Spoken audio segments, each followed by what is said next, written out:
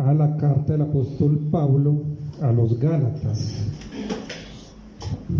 Para los hermanos que nos visitan, esperemos que la niña no me haga competencia hoy.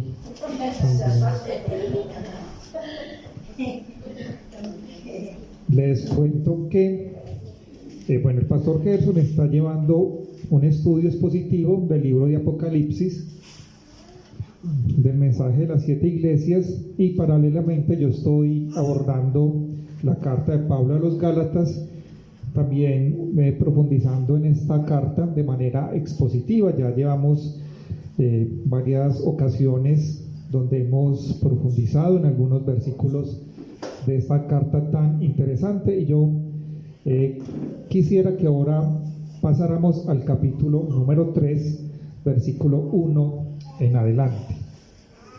Y he puesto un título a este mensaje de esta mañana.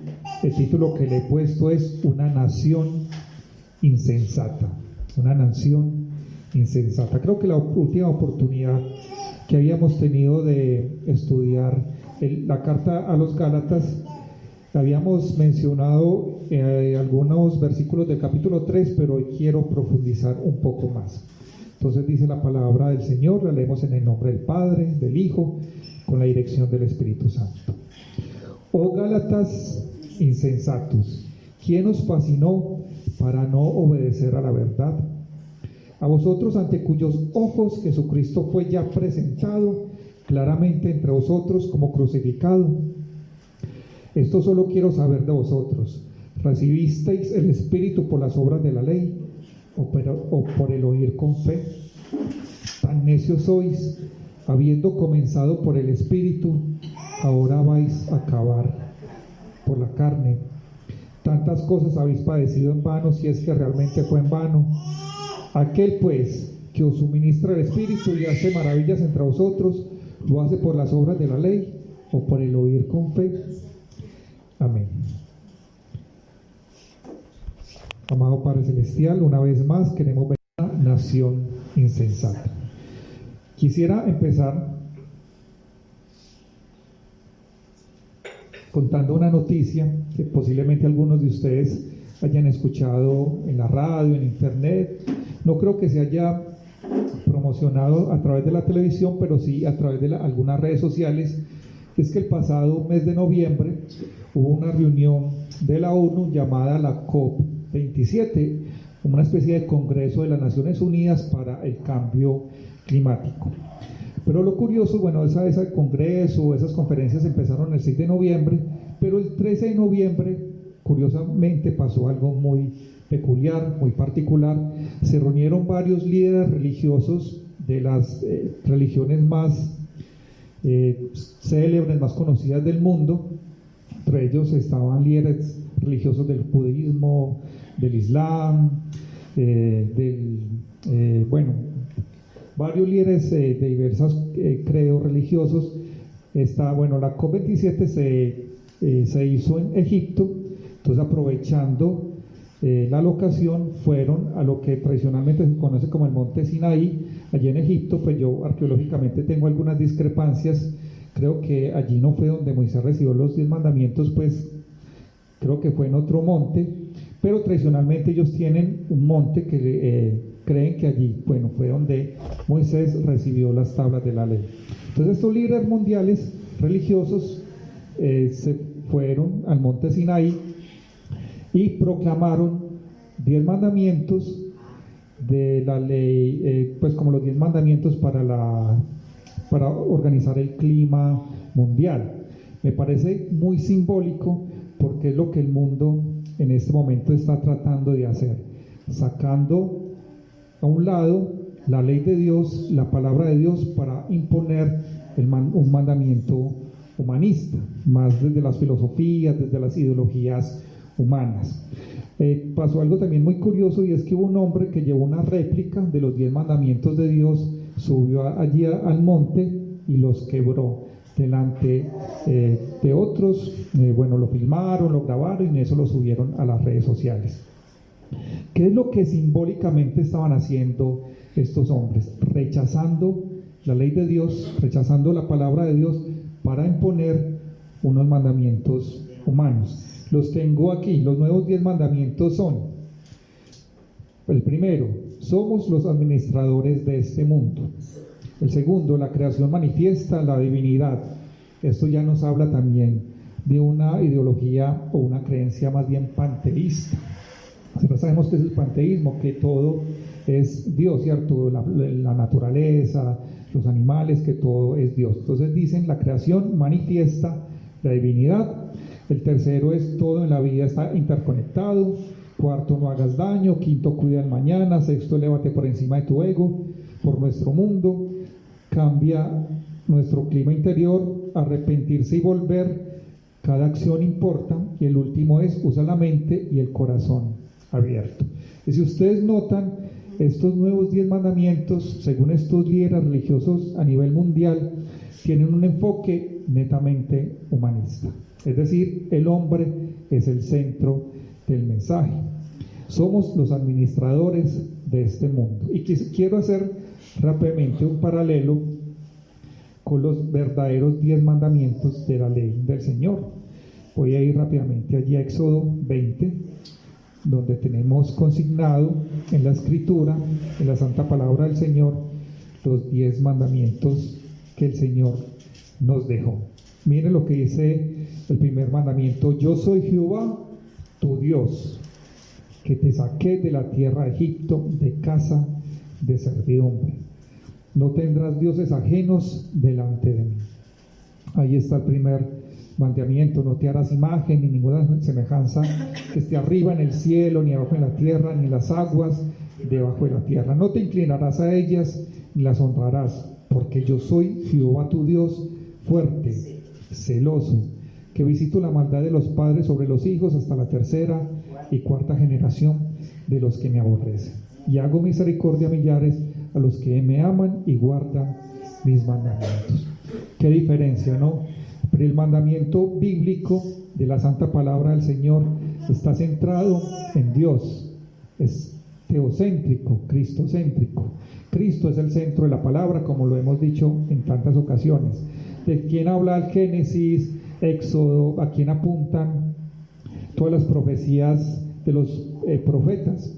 A Jesucristo. ¿De quién hablan los evangelios? De Jesucristo. ¿De quién habla el Apocalipsis? De Jesucristo. La palabra pone a Jesucristo en el centro. Mientras que dicen los mandamientos de los hombres: somos, o sea, los hombres, administradores de este mundo, desplazando la centralidad de Cristo, desplazando la palabra de Dios, desplazando a Dios para poner en el centro al hombre, y eso lo llamamos humanismo. Como hemos venido diciendo en tantas ocasiones, estamos olvidando la palabra del Señor para traer un mensaje humanista donde se entronice al hombre, se ponga al hombre en el trono, en el centro del mensaje. Me pareció interesante traer esta noticia porque de una manera simbólica, como les decía yo ahora, es lo que está pasando en esta humanidad.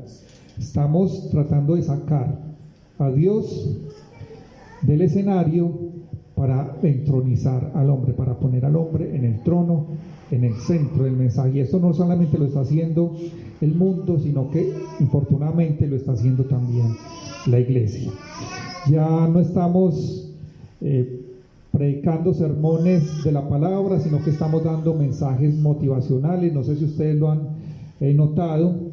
Ya, como decía en alguna otra ocasión, ya los predicadores o pastores acartonados que se ponen corbata y saco han pasado de moda, ¿cierto? Ahora hay que dar un mensaje con camisas de superhéroe, un mensaje chévere, un mensaje que agrade el oído, que agrade el gusto del oyente, como decíamos en una oportunidad, a gusto del cliente. Y hay iglesias y hay congregaciones para el gusto de cada quien. Entonces, al que le gusta el dinero, entonces hay una congregación para que le prediquen acerca del dinero, cómo ser exitoso, cómo tener fama, celebridad, cómo tener éxito en empresarial, en la vida cristiana, y así para cada quien. El que le guste entonces los milagros, ahí hay cultos de milagros, y así al gusto de cada quien. Entonces, desplazando a Dios del centro para poner en el centro del mensaje al hombre, para entronizar al hombre. Somos los administradores de este mundo, dice la COP27, y los nuevos 10 mandamientos según estos líderes religiosos del mundo. Y cómo este hombre rompe simbólicamente los mandamientos de Dios para dar paso entonces a los mandamientos humanos. La hermana Nidia creo que iba a... Es que Juan, pero con solo ellos poner a grabar que rompen los mandamientos de Dios, ellos no creen en eso, que los mandamientos reales son los del hombre. Con ese video les mandó a decir a la gente que los mandamientos de Dios no valen para ellos, sino que ellos los que valen van a ser los que van a sacar ellos. Y eso no vale para ellos nada. Y miren que estos mandamientos que les acabé de leer, supuestos mandamientos de estos líderes religiosos, nada tienen que ver con Dios. Todo tienen que ver con el hombre. Y está bien que debemos cuidar el planeta, cuidar la naturaleza, pero lo que hay de fondo es lo que les decía yo hace un momento: desplazar la ley divina, rechazar la ley del Señor para imponer una ley humana. Pero miren lo que dice la Escritura. Quisiera que fuéramos al Salmo número 2. Miren cómo la Escritura ya nos está hablando de esto. Miren cómo aquí el salmista nos da un retrato perfecto de lo que les acabo de leer. Dice el Salmo número 2: ¿por qué se amotinan las gentes y los pueblos piensan cosas vanas? Se levantarán reyes de la tierra y príncipes consultarán unidos contra Jehová y contra su ungido, diciendo: rompamos sus ligaduras y echemos de nosotros sus cuerdas. Dígame si esta palabra no es exactamente lo que se vivió allá en Egipto en la COP27. Líderes religiosos del mundo, reyes y príncipes del mundo consultaron unidos diciendo: echemos de nosotros sus cuerdas y rompamos sus ligaduras, es decir, saquemos de nosotros la ley de Dios, la palabra del Señor. Pero miren lo que sigue diciendo: el que mora en los cielos se reirá, el Señor se burlará de ellos, luego hablará a ellos en su furor y los turbará con su ira. Pero yo he puesto mi rey sobre Sión, mi santo monte. ¿Qué dice el Señor? Que a causa de esta ofensa, de este rechazo a la palabra del Señor, viene como consecuencia la ira del Señor. No sé si Andrés ya, parece que había levantado la mano. Entonces están los que rechazan la palabra, los que quieren cambiar la palabra por un mensaje más humanista, un mensaje más agradable al oído humano, pero también están los que amamos la palabra del Señor. Yo quisiera entonces, para mostrar el otro escenario, hay otros dos textos muy hermosos que hablan acerca de la palabra del Señor. Uno es el Salmo 19, que yo sé que es un salmo que no es desconocido para nosotros. Uno de mis salmos favoritos es el Salmo 19, versículo 7, dice: la ley de Jehová es perfecta, que convierte el alma. Miren las bendiciones de amar la ley del Señor, nos convierte el alma. El testimonio de Jehová es fiel, que hace sabio al sencillo, entonces nos convierte, pero también nos da sabiduría. Los mandamientos de Jehová son rectos, alegran el corazón, entonces nos dan gozo, alegría a través de su Santo Espíritu. El precepto de Jehová es puro, que alumbra los ojos.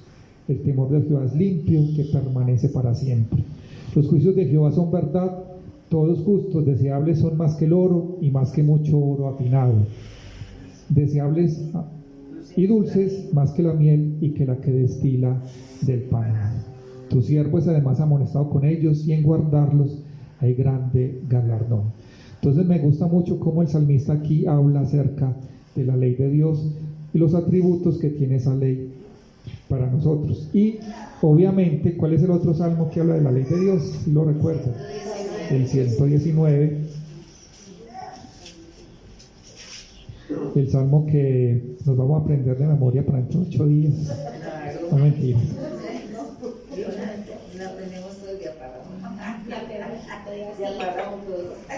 Excelencias de la ley de Dios.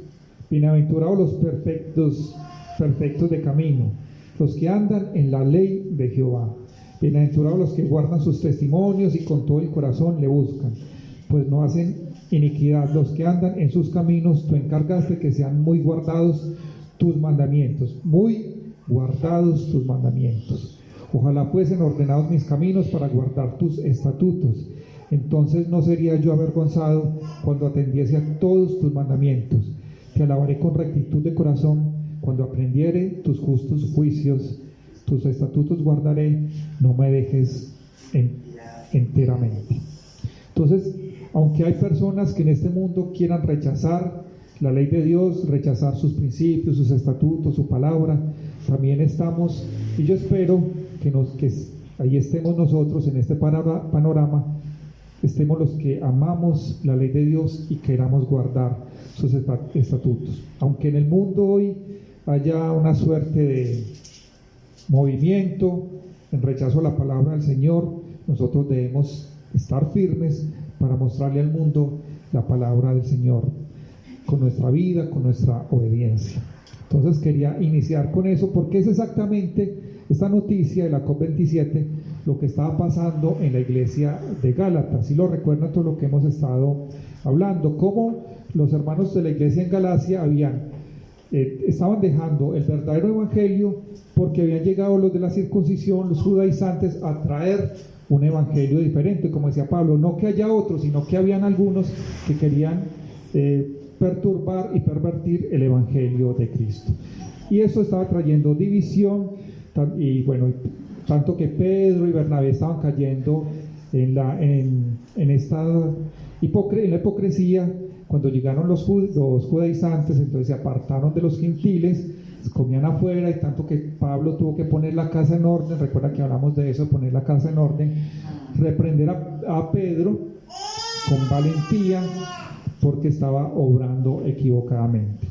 Bueno, entonces habíamos hablado acerca de estos momentos hasta llegar al capítulo número 3, o Gálatas insensatos. Me llama mucho la atención, como habíamos hablado en alguna otra oportunidad, cómo Pablo habla con palabras bastante fuertes. Yo creo que a Pablo no tuvo un consejero de imagen, de marketing, que le estuviera diciendo: Pablo, pero ¿cómo se le ocurre decirle a la iglesia, a los hermanos de la iglesia, insensatos? Esas son palabras muy duras, muy fuertes para la iglesia, pero infortunadamente palabras muy apropiadas. ¿Por qué Pablo los llama insensatos? Bueno, el término que se utiliza aquí viene del griego anoetos, que significa no inteligente, no sabio, no entendedor. O sea, insensato, no sensato, necio, ignorante. Y hay una frase que encontré de este término que significa una indigna carencia de entendimiento. Una indigna carencia de entendimiento. ¿Y por qué Pablo utiliza este término anoetos para hablarle a la iglesia de los Gálatas? Que no eran sabios, que no tenían entendimiento, que no tenían inteligencia. Claro, porque estaban dejando la palabra de Dios, el evangelio verdadero a un lado, por recibir un evangelio diferente, un evangelio engañoso, que era el que traían los judaizantes. Se los voy a ilustrar de esta manera. Pensemos en Adán y Eva. Creo que aquí todos ya hemos escuchado muchas veces la historia de Adán y Eva. El pastor muchas veces ha profundizado en el Génesis, en esta interesante historia. Adán y Eva recibieron la palabra de Dios, estaban en el paraíso. El Señor les dijo: bueno, de todo árbol pueden comer, pero este árbol no comerán. Pero llega un mensaje diferente, engañoso, del enemigo, de la serpiente, y olvidan y hacen a un lado el mensaje que Dios les da para recibir el mensaje del enemigo. ¿Cómo no actuaron de manera insensata, no sabia, no inteligente, al rechazar la ley de Dios para recibir un mensaje diferente, contrario, que venía del enemigo? ¿Fueron insensatos o no? Bueno, se los voy a ilustrar con otro ejemplo. Vayamos, con el ejemplo del pueblo de Israel. Vayamos a Deuteronomio 28 un momento. Los conocedores de la palabra ya saben que capítulo 28 Es cuando Dios le pone delante de Israel las bendiciones de la obediencia y las consecuencias de la desobediencia.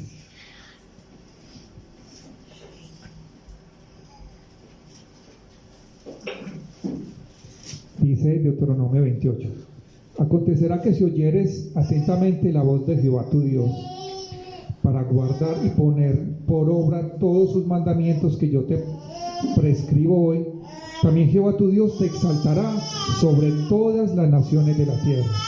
Vendrán sobre ti todas estas bendiciones, te alcanzarán si oyeres la voz de Jehová tu Dios. Bendito serás tú en la ciudad, bendito tú en el campo, bendito el fruto de tu vientre, y se enumeran toda una suerte de bendiciones. Más adelante, en el versículo 15, dice, viene el contraste: pero acontecerá, si no oyeres la voz de Jehová tu Dios, para procurar cumplir todos sus mandamientos y sus estatutos que yo te intimo hoy, que vendrán sobre ti todas estas maldiciones y te alcanzarán. Maldito serás tú en la ciudad, maldito en el campo, maldita tu canasta, tu arteza de amasar, y se enumera toda una suerte de maldiciones. Y más adelante me gusta mucho como el Señor les dice aquí en el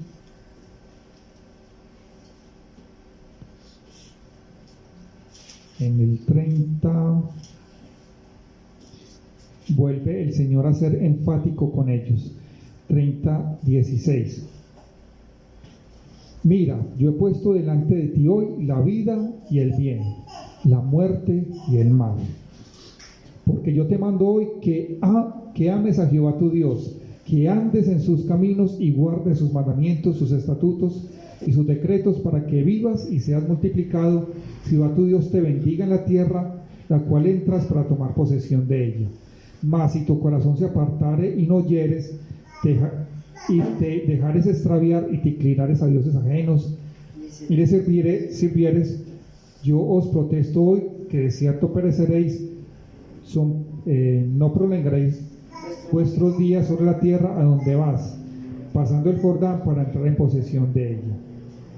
A los cielos y a la tierra llamo por testigos hoy contra vosotros, que os he puesto delante de la vida y la muerte, la bendición y la maldición. Escoge pues la vida para que vivas tú y tu descendencia. Y me parece muy bonito como dice el Señor, les pone en la mesa el escenario: la bendición y la maldición, la vida y la muerte, y les aconseja: yo te aconsejo pues, escoge la vida para que vivas. Pero ¿qué hizo el pueblo de Israel? ¿Qué hizo el pueblo? Muchas veces escogía la maldición, escogía olvidar la ley del Señor y adorar ídolos extraños, dioses ajenos que el Señor no les mandó. Y como consecuencia entonces venía el hambre, vendían ejércitos extranjeros que los esclavizaban, venía el sufrimiento, venía la muerte, venía la maldición, como el Señor se los había dicho. Entonces, ¿cómo no darles el título de pueblo insensato? No inteligentes, no eran sabios, porque en vez de escoger la vida y la bendición, muchas veces escogían la maldición. No eran sensatos, y eso era lo que estaba pasando en la iglesia de los Gálatas. Habían recibido el mensaje que venía del Señor, la verdad de Cristo, pero estaban dejando infiltrar un mensaje contrario al evangelio, otros evangelios, como decía Pablo, no que haya otros, sino que algunos querían perturbar el evangelio de Cristo, en este caso el mensaje de la circuncisión o de los judaizantes. Porque ¿cuál era el peligro? Como lo habíamos mencionado en otras ocasiones, que estaban desplazando de la centralidad del mensaje a Jesucristo, la obra de Cristo, para ponerlo en los méritos humanos. Es decir, Cristo está bien, pero si tú eras circuncidado, si tú cumplías con ciertos rituales de la ley, eras un mejor cristiano. Entonces, por eso Pedro se apartaba cuando venían los de la circuncisión, los judíos, se apartaba de los gentiles, porque claro, ellos se consideraban de mejor categoría, cristianos de mejor categoría. Y si ellos estaban poniendo su esperanza en la ley, en vano había muerto Cristo, porque entonces ¿para qué Cristo vino si nuestra salvación o justificación venía por las obras de la ley? No tenía ningún sentido de que Jesucristo hubiera sido enviado a morir en la cruz del Calvario. Entonces, de esa manera tan sutil se estaba también negando la obra de Cristo. Entonces miren qué herejía tan peligrosa la de los judaizantes o de los de la llamada circuncisión, que estaban echando a un lado la obra de Cristo para centrar el mérito de la justificación, de la salvación en el hombre, en los méritos humanos por seguir la ley. ¿Estoy haciendo entender? Dígame. Sí, pastor. O Gálatas insensatos.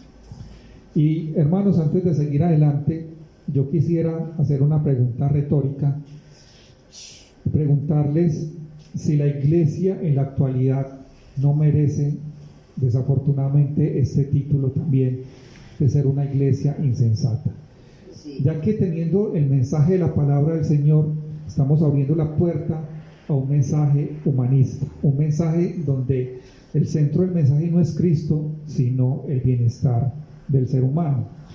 Como decíamos en otras oportunidades, entonces tenemos ya no predicaciones de la palabra, sino mensajes motivacionales, mensajes que agraden al oído.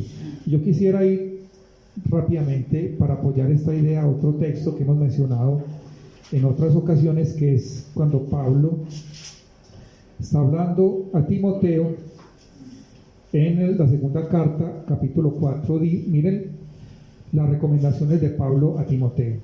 Te encarezco delante de Dios y del Señor Jesucristo, que juzgará a los vivos y a los muertos en su manifestación y en su reino, que prediques la palabra, que instes a tiempo y fuera de tiempo, redarguye, reprende, exhorta, con toda paciencia y doctrina.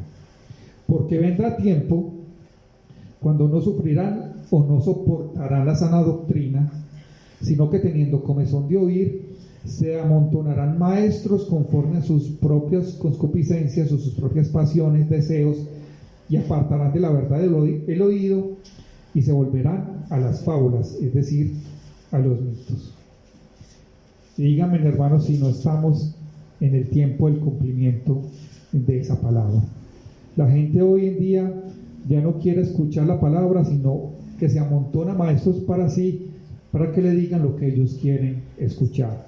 Entonces, mensajes de éxito, mensajes de este tipo: hay un campeón dentro de ti, si sigues al Señor vas a ser exitoso, vas a ser cabeza y no cola. O sea, mensajes que le agradan al ser humano, mientras que la palabra nos exhorta y nos invita a un arrepentimiento, nos confronta con nuestro pecado para que nosotros nos apartemos de él y vivamos una vida en santidad. Por eso yo creo que en este tiempo tristemente estamos siendo merecedores de ese título, Gálatas insensatos, una iglesia insensata, porque estamos dejando a un lado el mensaje de la palabra para traer un mensaje que agrade a los hombres, un mensaje que no agrada al Señor, sino que está agradando al hombre. Oh Gálatas insensatos, ¿quién os fascinó para no obedecer a la verdad? Y aquí yo quería también detenerme en la palabra que se utiliza aquí en el verbo fascinar, que viene del verbo vizcaíno. ¿Qué significa? Bueno, fascinar, embrujar y hechizar. Tiene esa connotación también como de hechizar por medio de estratagemas humanos. Y hacía yo como que la reflexión meditando en este texto, cómo la mentira tiene que fascinar, tiene que seducir con estratagemas y con artimañas. Piensen en el becerro de oro. ¿Por qué el becerro tenía que ser de oro? Para poder seducir, porque era un ídolo que no hablaba, que no hacía nada. Pero ¿cómo seducía? Siendo artificialmente fascinante, seductor. Por eso lo hacían de oro. Mientras que la palabra de Dios se predica y se obedece, no necesita de esos artificios, de esas estratagemas. ¿Qué hacía Juan el Bautista? Predicaba en el desierto, vestido con vestido de camello y comiendo comida silvestre. No tenía nada de fascinante su apariencia, lo fascinante era su mensaje, el mensaje. Mientras que lo engañoso tiene que disfrazarse, tiene que embellecerse de algo fascinante exteriormente porque no tiene un mensaje verdadero. ¿Quién nos fascinó para no obedecer a la verdad? Y yo quisiera aterrizar esta idea con un ejemplo de una película que vi esta semana, una recomendación del pastor Juan Manuel Vaz. En uno de sus videos mencionó la película Toca la flauta, que está en YouTube. Entonces yo me dio curiosidad y la vi. Entonces la película cuenta la historia de un pastor de jóvenes que al principio pues está muy frustrado porque le toca pastorear unos pocos jóvenes y son jóvenes muy rebeldes y están en esa iglesia porque los padres les pagan para que estén, pero no por propia motivación. Entonces los papás le dan plata, vaya a la iglesia, entonces vaya al culto, vaya al grupo de jóvenes y tenga aquí la mesada, la liga, la mensualidad. Entonces no tenía ningún tipo de motivación espiritual. Y eran poquitos jóvenes y en cierta ocasión pues lo llama un amigo, también pastor juvenil, como para restregarle el éxito en la cara y dice, bueno, ¿tú cuántos jóvenes tienes? Bueno, yo tengo aquí unos 15 jóvenes. Ah, no, yo tengo como 200 ya. Eso como en poquitos meses ya nos hemos duplicado. Entonces entonces él se sentía como incómodo. Pero ¿será que yo estoy fallando? ¿Será que estoy haciendo las cosas mal? Yo acá tengo unos poquitos y los que están ni siquiera quieren estar. Y entonces muestran una escena donde empieza a buscar en internet cultos juveniles, actividades para hacer dentro de un culto juvenil. Entonces llega la esposa, que en la película la pintan como una mujer bastante sabia, le pregunta, bueno, ¿qué tienes? Que te veo como meditabundo.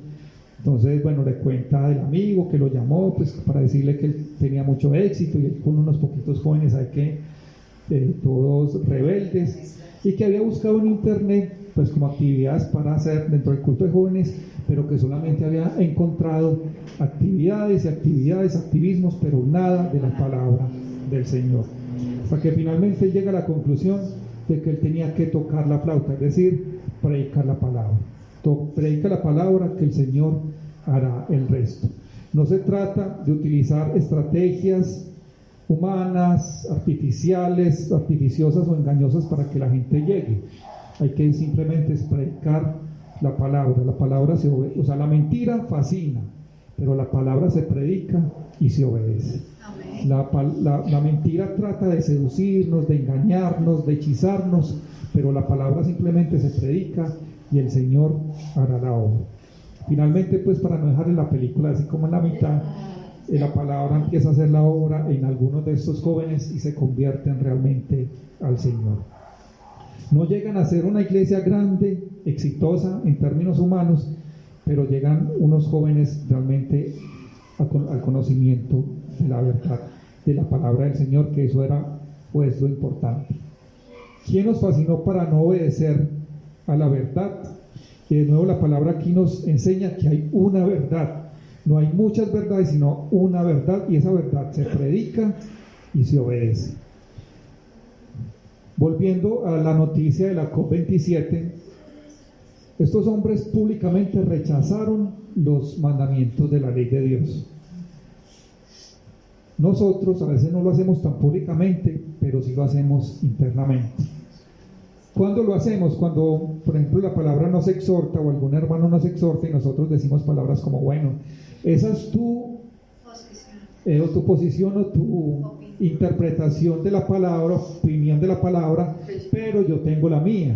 Entonces tú tienes tu verdad, yo tengo mi verdad, pero no es tu verdad, no es mi verdad, es la palabra del Señor predicada. Es como el Señor nos ha dejado su palabra. Entonces no es tu postura, mi postura, tu posición, mi posición, sino como la palabra del Señor ha sido predicada.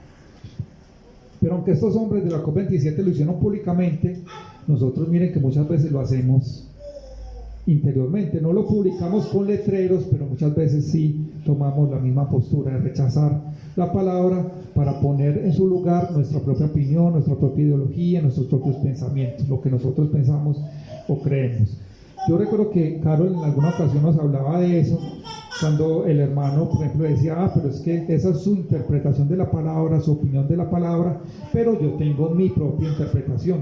Está haciendo exactamente lo mismo, rechazando la ley de Dios para poner en su lugar su propio pensamiento, sus propias ideas, su propia postura. ¿Quién nos fascinó para no obedecer a la verdad? Entonces hay una verdad, y esa verdad, la exhortación es a obedecer esa verdad. A vosotros, ante cuyos ojos Jesucristo fue ya presentado claramente entre vosotros como crucificado. ¿Y por qué aquí Pablo es tan reiterativo con la obra de Cristo? ¿Qué implicación tiene la mención que hace Pablo aquí? ¿Quién nos fascinó para no obedecer a la verdad? A vosotros, ante cuyos ojos Jesucristo fue ya presentado claramente a vosotros como crucificado. Tiene dos implicaciones. La primera, Pablo es muy reiterativo, como habíamos visto la vez anterior, que habíamos leído y profundizado en el versículo 16, sabiendo que el hombre no es justificado por las obras de la ley, sino por la fe de Jesucristo. Nosotros también hemos creído en Jesucristo para ser justificados por la fe de Cristo y no por las obras de la ley, por cuanto por las obras de la ley nadie será justificado. Y habíamos dicho en esa oportunidad que en ese corto versículo estaba diciendo 3 veces lo mismo. ¿Sí lo nota? Está diciendo Pablo 3 veces lo mismo, que no vamos a ser justificados por las obras de la ley, sino por la fe en Jesucristo, para hacer un énfasis muy marcado, porque los judaizantes estaban trayendo un mensaje contrario, que iban a ser justificados siguiendo o cumpliendo ciertos rituales de la ley. Por eso Pablo es tan reiterativo y aquí vuelve otra vez a insistir cuando les dice: a vosotros, ante cuyos ojos fue ya presentado claramente Jesucristo como crucificado. Nuevamente vuelve a traer de colación el tema: no vamos a ser justificados por las obras de la ley, sino por la fe de Jesucristo. Esto solo quiero saber de vosotros: ¿recibisteis el Espíritu por las obras de la ley o por el oír con fe?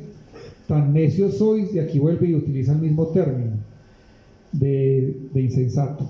Tan necios sois, habiendo comenzado por el Espíritu, ahora vas a acabar por la carne. Y la otra implicación, pues la primera implicación es que les está aclarando, enfatizando que la justificación viene por medio de la fe en Jesucristo, no por las obras de la ley. Y la segunda implicación es que si Jesucristo fue ya presentado claramente delante de nosotros como crucificado, ¿eso qué implica para nosotros? Que nosotros debemos también crucificar nuestra carne, como dice en versículos anteriores.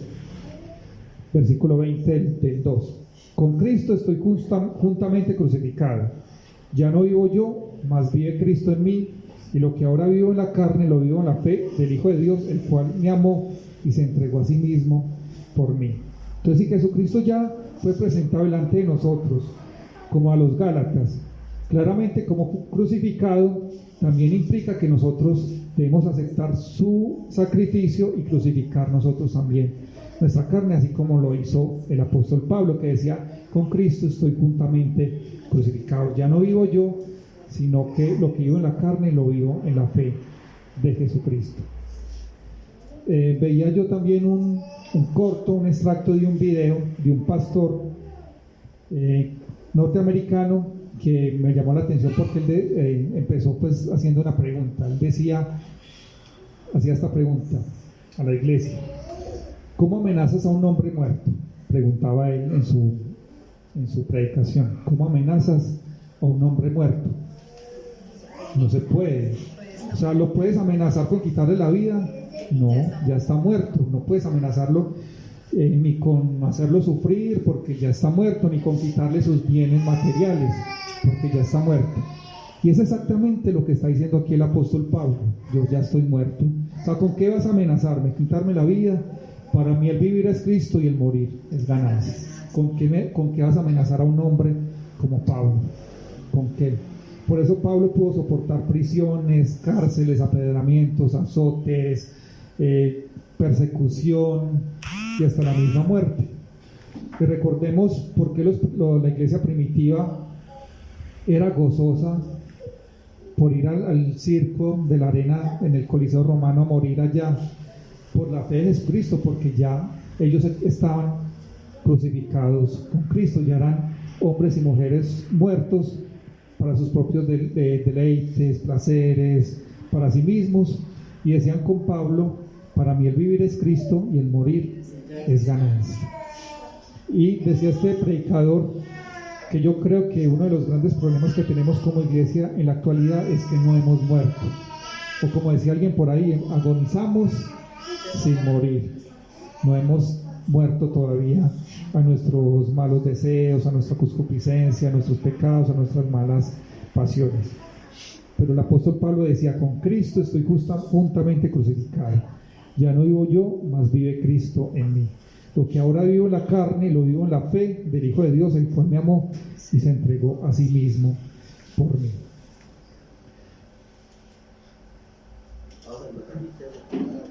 Dale.